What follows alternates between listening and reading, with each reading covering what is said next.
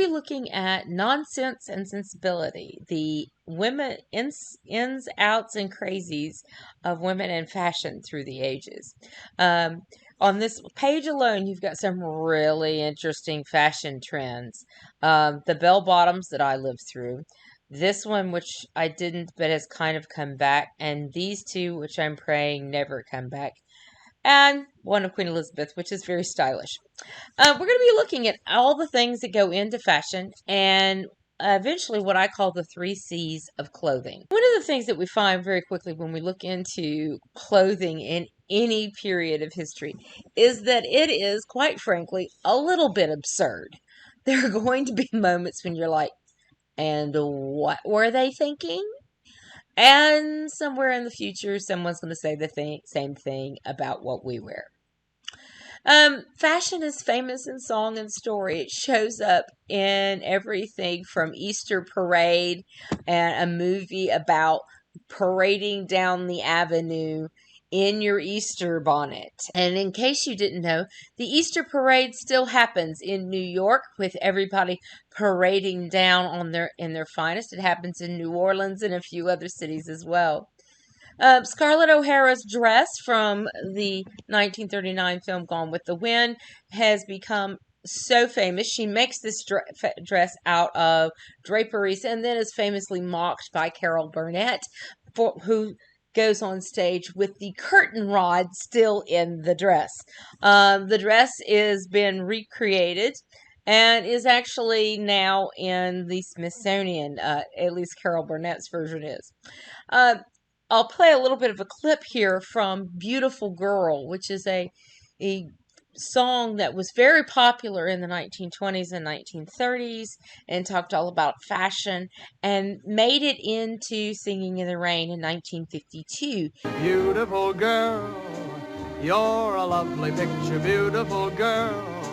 You're a gorgeous mixture of all that lies under the big blue sky. A beautiful girl is like a great work of art. She's stylish, she's chic, and she also is smart. For lounging in her boudoir, this simple plain pajama. Her cloak is trimmed with monkey fur to lend a dash of drama. Anyone for tennis? Well, this will make them cringe. And you'll knock 'em dead at dinner if your gown just drips with fringe. You simply can't be too modest at the beach or by the pool. And in summertime, it's organdy that'll keep you fresh and cool. You'd never guess what loud applause this cunning hat receives. And you'd never dream the things that you could hide within these sleeves. A string of pearls with a suit of tweed. It started quite a riot. And if you must wear fox to the opera, Dame Fashion says dye it. Black is best when you're in court. The judge will be impressed, but white is right when you're a bride and you want to be well dressed.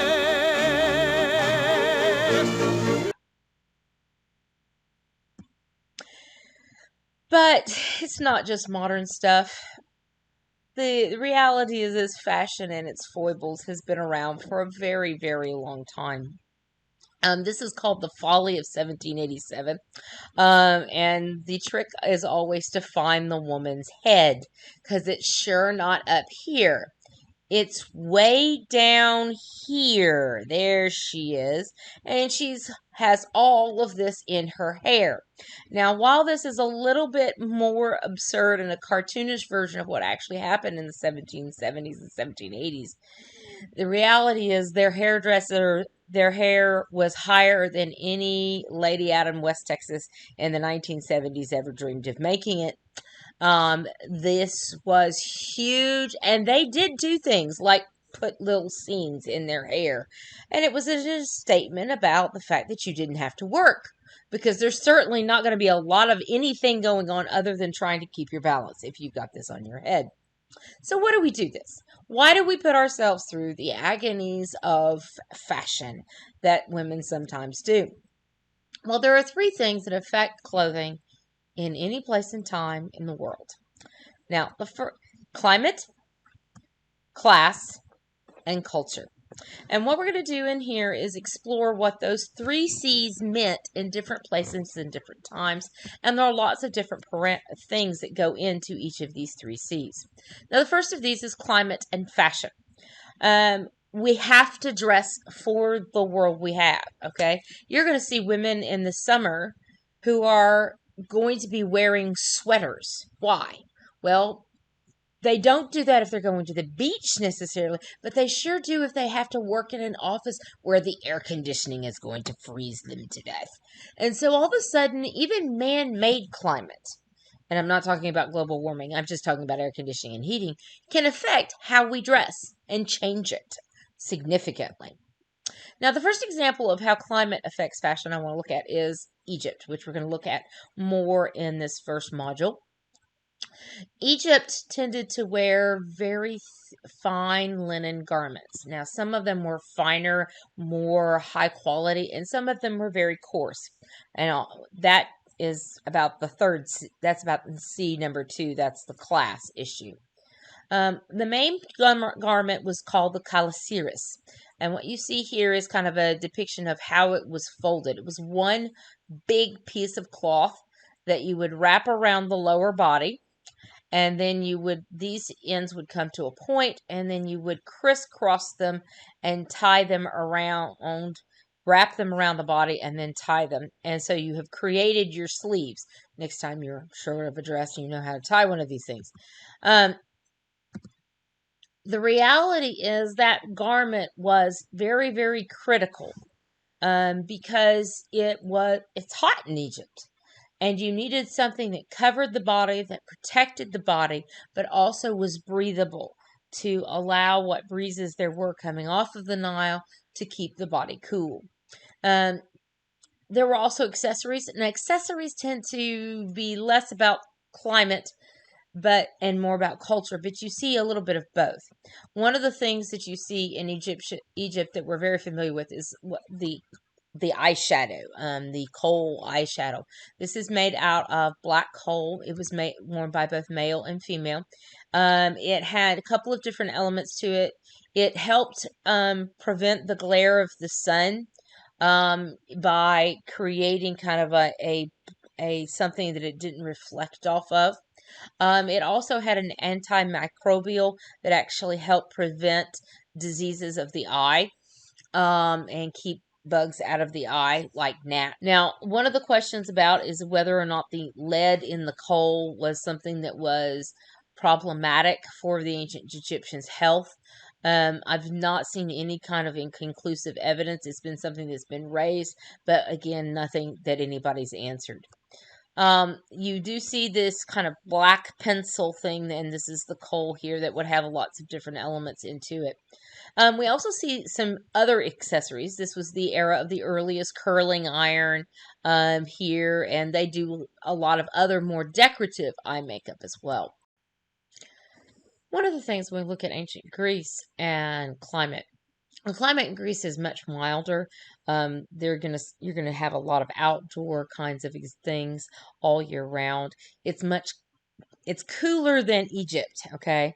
So while their garments are going to still be linen by and large, they are going to be usually heavier and not as thin as what you're going to get in Egypt. Some of the coverings in Egypt they're often are rather see-through simply because of the heat. But in Greece, they're going to be heavier.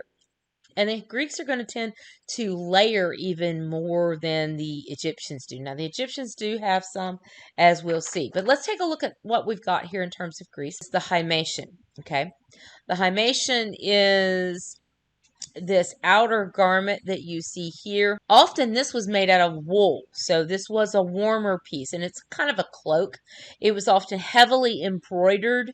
You can see that here and here. Sometimes it was had lots of color to it. It just depended, but that's the himation. Now the primary garment for men and women is called the chiton. Now the chiton is this what you see here. Now it's basically one piece of fabric that you have turned, that it's a long rectangle, and you've sewn it up on one side.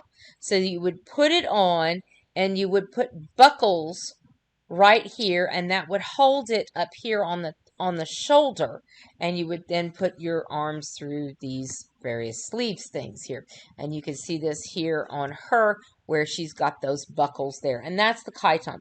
Now the chiton could be varying lengths, and you can see here she's got a longer one here, and then she's belted it at the waist, which is very typical. And you can see here where it's going to probably belt at the waist here. You can see the rope that they've got running through it. Now, there was also another garment that we see used for women, which was called the peplos. Now, the peplos is a slightly different thing. It was made from two rectangular pieces of cloth, partly sewn together on the sides, but it was open both at the top and sometimes at the bottom. Now, the peplos was incredibly racy garment, particularly how the Spartan women wore it. The Spartan women wore it so that it was usually kept open almost all the way up the leg. When they were younger, before they were married women, often girls simply belted it at the waist and let it hang, okay? The Spartan women were scary to the rest of Greece. You would think, oh, well, that's very sexy. No, Spartan women were scary. You did not approach a Spartan woman with some sort of hostile intent towards their bodies unless you were tired of life, because they carried knives strapped to that leg right there. Now, Rome has very similar kinds of garments, and once again, kind of a similar climate, that it is warm enough that you can be outside. It's not as warm as Greece. It is a little chillier in portions of Italy than it's going to be in Rome. You're going to and parts of the Italian peninsula, certainly as you get up northward towards the Alps. Yeah, it's going to get colder, and we're going to be wearing more and more cloaks. Now, the stola is what this is called. The tunic is this underpiece here. The stola is this piece right here that's over it. It's very much like the Greek chiton. It's usually much longer. And we also see the palla. The palla is this cloak here, but can also be thrown over the hair for a married woman to denote her position. It was worn as a shawl. It was worn over top of the stola when they were outside. And it was usually the height of the wearer plus another 3 lengths of cloth past that, so that you would have lots of cloth to wrap around you to throw over your hair if you were going into a temple. These are parts of, and often these were very much embroidered, and in Rome, status is embedded in your clothing. So there would be bands of cloth around your clothing, emblems on your clothing that would tell who you were. If you were a senator, you would have maroon on your cloak. If you were imperial, you would have purple. There were certain statuses that you would see. Now, you'll notice a trend. Egypt, very thin, very fine cloth. Whereas we go into Greece, it's getting a little heavier. Rome, closer to the Alps, it's getting a little heavier. We go north, and we're going to get this.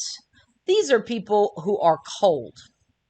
They're going to be in Northern Europe. The Germans and the Celts are going to be wearing heavier clothing. It's going to be made out of wool. It's much coarser fabric. But quite frankly, it's heavier. They wear a lot more animal skins than we see done in the Mediterranean. The only animal skins we're going to see in Egypt are going to be leopard skins worn by priests and very high upper class. The Germans and the Celts wear them as a rule because it's cold. When we look at medieval gowns, we still get a tunic. Here's the tunic, but notice it's long sleeved. Okay, now this is going to have more pieces to sew than what we saw in Greece and Rome. Okay, then you would get a blount that would go over top of this. Okay, sometimes called a surcoat, and then the mantle here, and also a head covering. But you notice in all of these, the sleeves are very thin. She's got this little dressing here, but she can still do a lot in a given day. And she's also going to be rather warm. And as I mentioned earlier, climate actually affects us even now. What we wear in the summer and winter are not always driven exclusively by what's going on outside, but by what we're going to face when we get into a building. Second thing that's going to affect things, even when you're dealing with climate, is class. And we've already heard pieces of it. What is your station in life? Now, and what do you have to do in a given day? These are the ways in which your socioeconomic standing affects your dress. One piece of this is very direct, can be a sumptuary law. Now, a sumptuary law is a law that limits what you can consume. What can you purchase and own depending upon your station? They can regulate fabrics, colors, furs, types of patterns sometimes. This woman is well-to-do. Why? How do we know that? Well, she is wearing an expensive fabric. This looks like this might be a silk and a satin here. That's going to be expensive. She's also got very expensive dyed cloth. The red and the purple are incredibly expensive. She's going to have to be upper class, and by upper class, I mean probably in the Duke or related to the monarchy kinds of levels because of the kinds of colors here.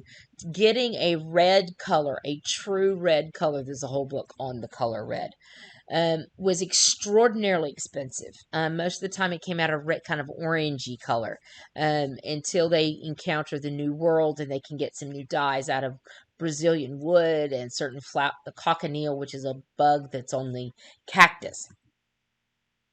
How many costumes per year could you have? There's a great line in an old John Wayne film about Katie Elder. She had two dresses, one dress for summer and one dress for winter. And that actually was not all that uncommon for peasant folk, okay, in most places. And in fact, there were limits on how many garments you could own in some areas. Egypt, as I mentioned, the leopard skin that you see here is only for members of the royal house and for members of the priesthood, okay? And you see this depiction of an Egyptian party scene here, and this is probably a member of the royal house who's become part of the priesthood. Renaissance Florence, there were serious regulations about what you could and could not wear, and the Medici are going to get involved in battles over this. The bourgeoisie could wear ermine, but you couldn't wear multicolored, striped, or checked cloth because that was a more expensive dyeing process, and that denoted an aristocrat. Okay, and you weren't supposed to wear several colors at once. Notice the kind of silhouettes that are all one color. No fabrics with gold or silver embroidery. And that should be silver, not silver. England largely regulated this by income, but sometimes by status as well. The royal family was only allowed purple, gold, and sable. Satin, damask, taffeta were limited to the nobility. There were limits on jewelry, how much embroidery, how much lace. Now, some of this you were limited just simply because these things were way too expensive.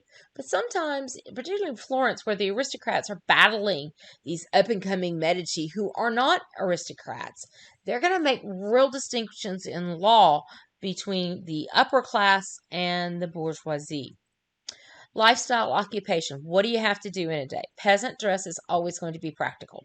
It's always going to have arms free. You're always going to be able to move your legs. Upper class can have flowing sleeves, but even in the Middle Ages, upper classes are going to have to be, but she's got much bigger skirts and much wider skirts than these people over here who are going to be carrying water. What did you need to do in a day determines a lot of what you have to do. In dress in India, women with the sari have always been able to pull up the skirt through the legs and tuck it into the waistband and basically turn a skirt into a pair of pants for certain things that they need to do in a day. These women here are having to defend a castle, even though they're women, and their dress is, you'll notice, once again, going to have fairly free arms.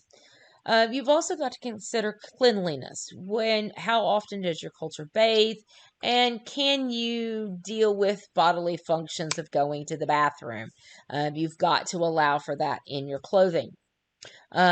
This is more Renaissance dress, and what you'll see here is this very, very white sleeve. All of this over on top was the outer layer, and I'm going to put in a clip of someone getting dressed right here in just a minute. And you'll see this white coming through, and that white is how you showed your status, because that was the part that was going to get cleaned. This is not. This is like velvet, and there's no dry cleaning processes, so you can't do that. So what you got clean was the undergarments closest to your skin, and you got them as white as possible, which is why you can see this kind of edging of the white. Okay? If you were the idol class, you wore this. Okay? This is early 19th century, these women with these very wide skirts, who, quite frankly, if this is party gown dress, and actually this is a wedding gown.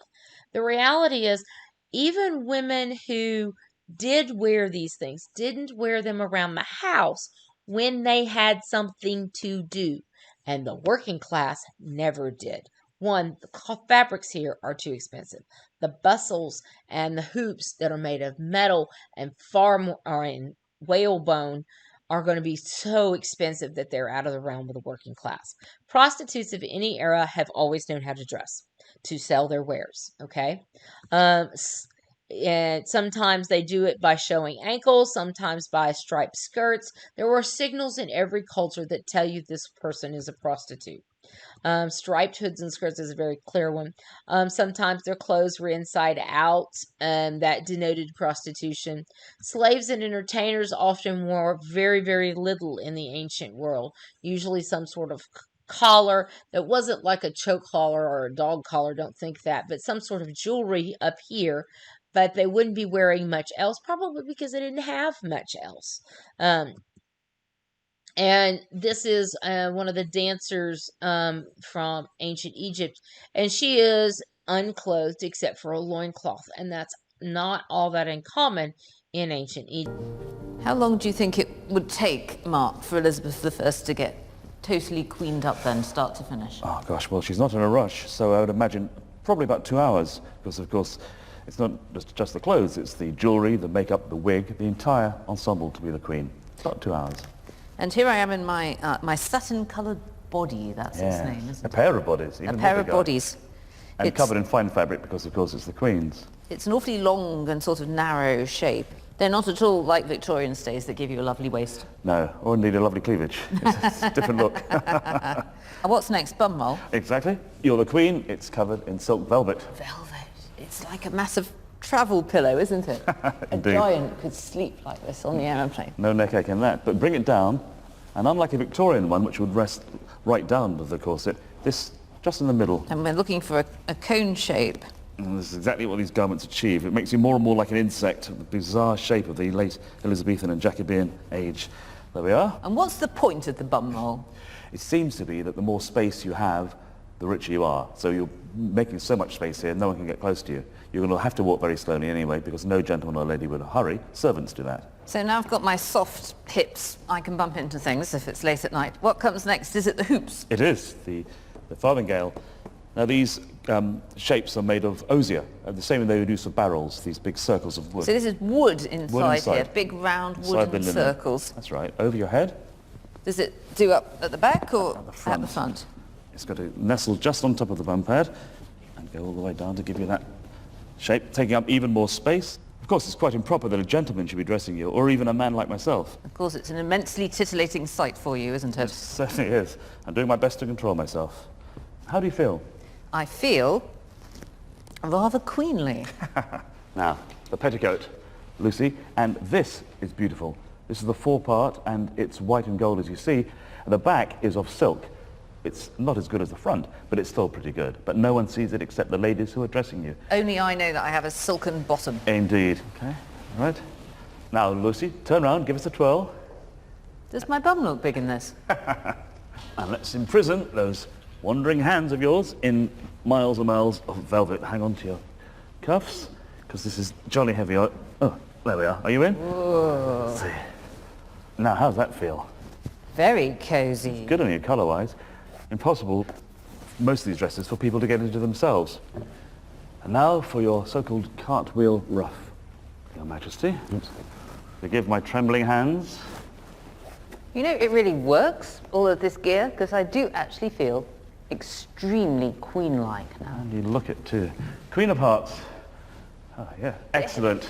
Behead that man and give that lady a peerage. Very good, madam. You look lovely.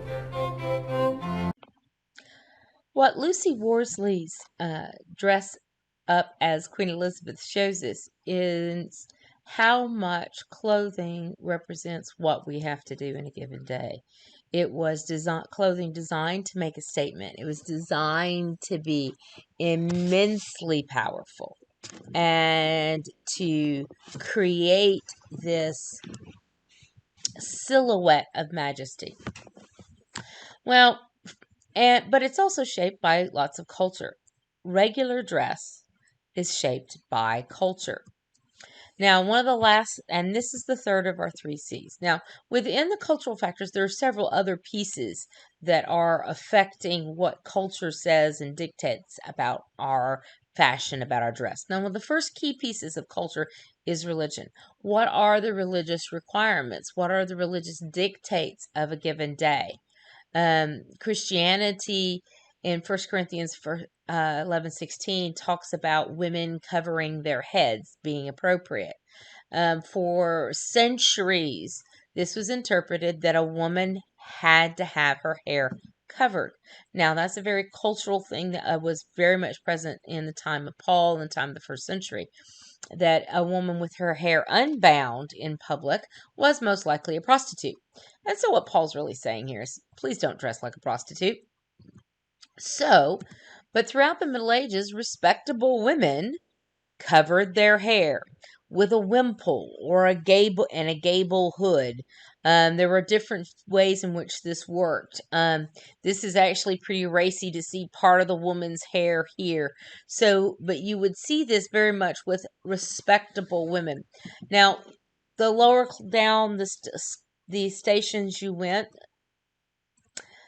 you would see them covering their hair to a point, probably just a scarf sometimes. But that was the key, is we are respected. Now there's Jane Seymour that we talked about last time. Jane Seymour is covering her hair here. And you'll notice it's a complete covering. And it's not the racy covering that you'll see from Anne Boleyn, where you can just see the tops of her hair spilling out. No, this woman has covered her hair entirely. In India, with the sari, I mentioned a minute ago how many different ways that you could tie this. But the sari is very much kind of a cultural and religious kind of dress that is part of their culture, and how you tied it designates certain things about who you are. Now, this woman is wearing a very upper class sari. This is not a working woman sari, okay? Islamic law about the hijab that we'll talk about more in my veiling lecture, and what exactly that means can vary, but some places interpret this that women must be covered from head to toe. Now notice, these are, while they're covered from head to toe, this is anything but plain Jane. Notice the embroidery, notice the lace, there's pattern to this. This is still making a fashion statement, as we'll see when we look at veils. There were also things that denoted in most cultures what is respectable and what is not. The If you are upper class, if you are a married woman, if you are a free woman versus a slave, if you are a prostitute versus respectable. Those things are all denoted by dress. Modesty always said taken. And as we'll see with Assyria, Assyria brings in the veil for women in a brand new way, as I'll talk about in my veils lecture. And that says very much taken. Every generation, though, has to push the envelope. And if you're going through your head, yeah, but we don't do this. If you could be married and still be dressing this way or that way. Well, every generation pushes it. Even in some ancient age, that doesn't mean they don't know how to be racy. What you're seeing here, this is typical of the Regency era.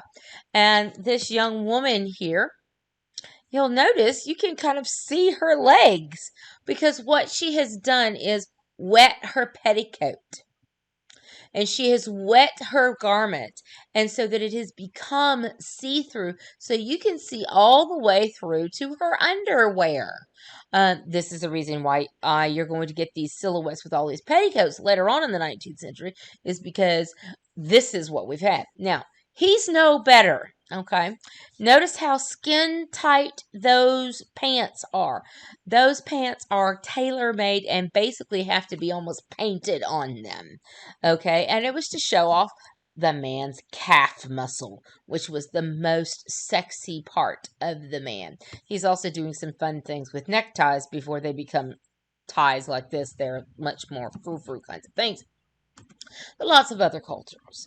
When we're dealing with women, as particularly, but also with men's fashion, there's always the question of sanitary necessities. You've got to be able to deal with your business.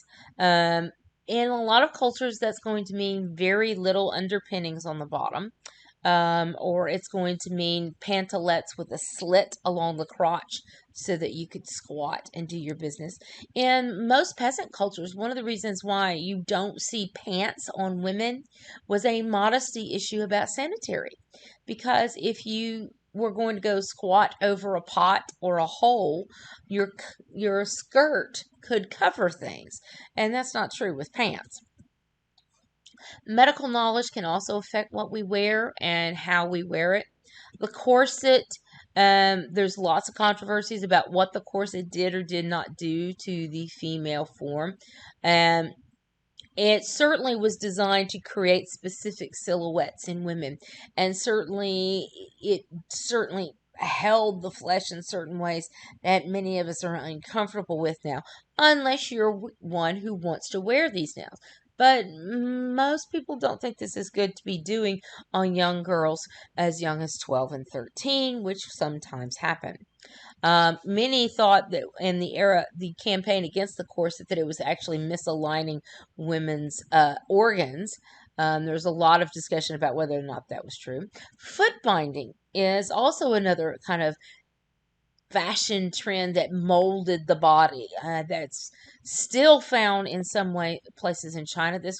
These pictures were actually made in the 20th century, and in case you can't find this woman's toes, they're right there. She's had her foot bound to the point that she might as well be wearing a high heel. Tiny feet in Chinese culture said that you didn't have to do anything all day, that you were wealthy. And big feet meant you were a peasant woman. Undergarments and beliefs about female anatomy are going to affect a lot of things, and you're going to be reading some of that in Clarissa Atkinson's The Oldest Vocation. Technology is another piece of culture. What fabrics are available? What can you do in support garments? And I've given you an entire handout on the creation of brassieres. Belts and wraps, the stomacher to hold in women's chests and to support them. The stomacher was different from what you saw in the Tudor period. The Tudor period was using kind of more of a corset. This stomacher laid things flat, but it also pushed things up for a more racy thing. The Industrial Revolution allows things like hoops to be made of something other than whalebone, which is incredibly expensive.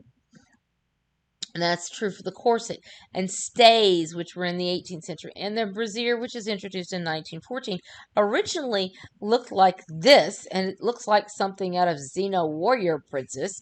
You notice here we've got these straps, and this is a steel buckle bar that's belted around the waist. I'm sure it gave a lot of support, but I'm also pretty certain that it was kind of heavy, which is why you have these cross straps on the back. Once you start getting in new kinds of fabrics, new kinds of synthetic fabrics that come largely with DuPont about in the 1930s, 1937 in particular, that's actually going to allow for the creation of the brassiere. Intellectual movements also affect fashion. In the Enlightenment, while we've got this one segment of society who's emphasizing reason, a lot of them are not. They're emphasizing showing off their wealth. And that's a lot of what this kind of gown was designed to do. The Folly of 1787 that we started off with was designed to show how much wealth you had.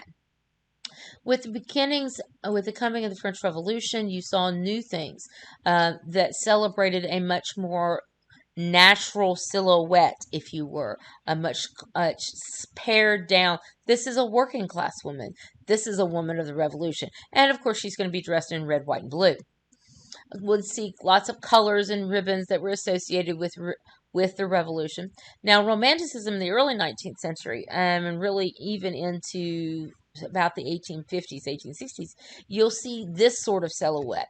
This is called a leg of mutton sleeve, and there was this big old poofy sleeve, and we need all these flowing garments and these poofy sleeves to show how romantic we are. And it's also throwbacks, they think, to the medieval and early Renaissance period. It's not quite, but that's what they come up with. It was a very literary style. Literary kinds of ideas. Everybody wants to look like Lord Byron. Everybody wants to look like this. That was very popular even in the 18th and 19th centuries.